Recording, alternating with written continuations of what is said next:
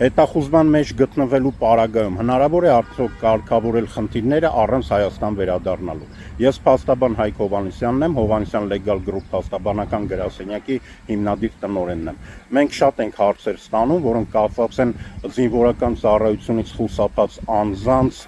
Հայաստան վերադառնալու հետ եւ շատերը ցանկանում են պարզել արդյոք հնարավոր է կարգավորել խնդիրները առանց Հայաստան վերադառնալու։ Ցանկանում եմ նշել, որ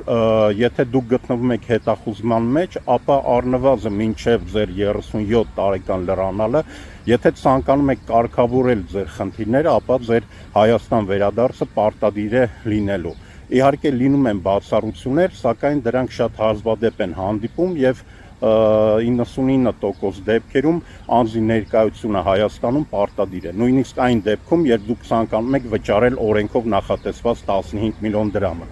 Իսկ 37 տարեկանից հետո դուք կարող եք կարգավորել ձեր խնդիրները առանց Հայաստան գալու, եթե կան որոշակի նախապայմաններ